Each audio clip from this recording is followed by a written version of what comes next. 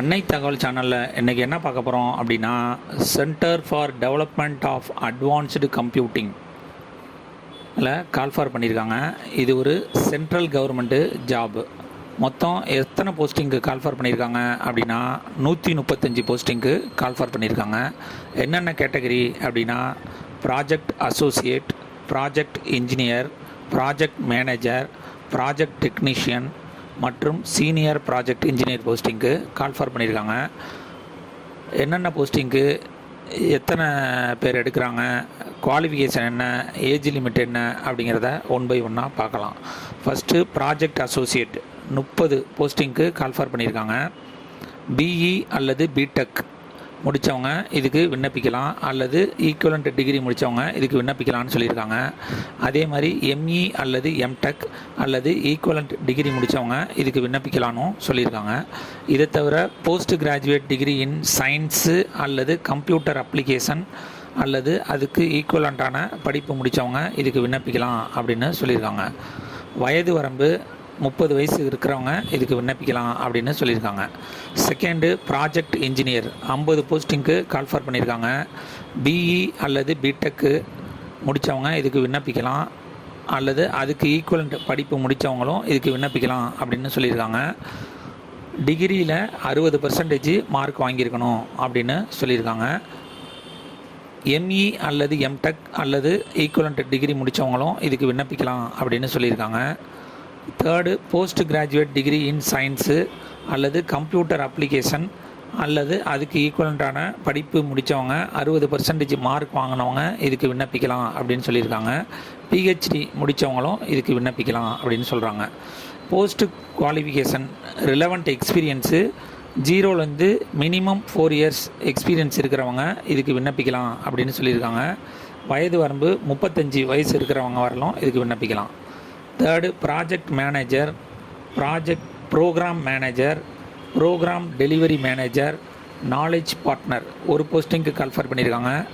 BE அல்லது B Tech அதுக்கு ஈக்குவலண்ட்டான டிகிரி முடித்தவங்க 60% மார்க் வாங்கினவங்க இதுக்கு விண்ணப்பிக்கலாம் அப்படின்னு சொல்லியிருக்காங்க. எம்இ எம்டெக் அல்லது அதுக்கு ஈக்குவலண்ட்டான டிகிரி முடித்தவங்களும் இதுக்கு விண்ணப்பிக்கலாம். இதை தவிர போஸ்ட் கிராஜுவேட் இன் சயின்ஸு, கம்ப்யூட்டர் அப்ளிகேஷன் அல்லது ரிலவெண்ட் கோர்ஸ் முடித்தவங்க மற்றும் 60% மார்க் வாங்கினவங்க இதுக்கு விண்ணப்பிக்கலாம் அப்படின்னு சொல்லியிருக்காங்க.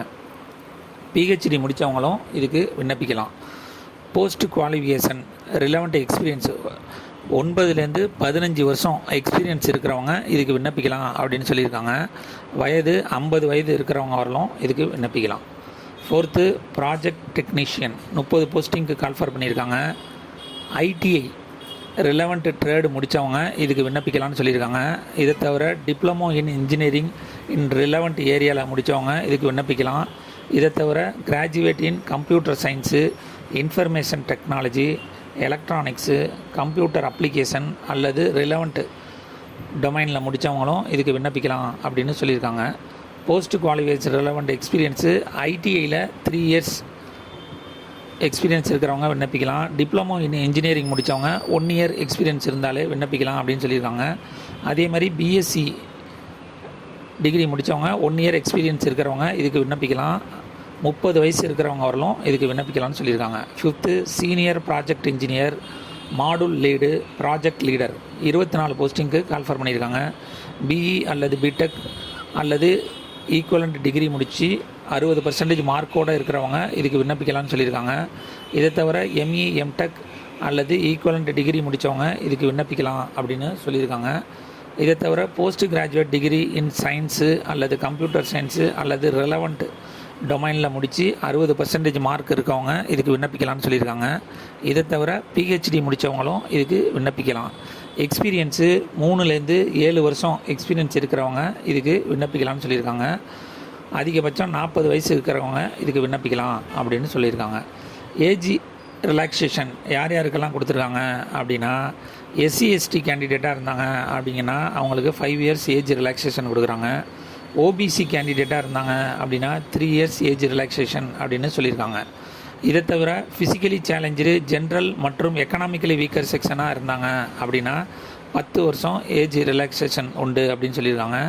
அதுவே ஃபிசிக்கலி சேலஞ்சு எஸ்சி எஸ்டி கேண்டிடேட்டாக இருந்தாங்க அப்படின்னா அவங்களுக்கு 15 வருஷம் ஏஜ் ரிலாக்ஸேஷன் கொடுக்குறோம் அப்படின்னு சொல்லியிருக்காங்க.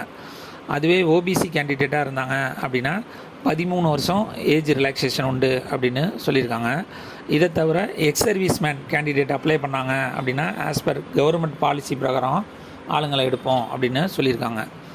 இந்த போஸ்டிங்க்கு பிளேஸ் ஆஃப் போஸ்டிங் எங்கே அப்படின்னு சொல்லியிருக்காங்க, சென்னை மற்றும் எனிவேர் இன் இந்தியா அப்படின்னு சொல்லியிருக்காங்க.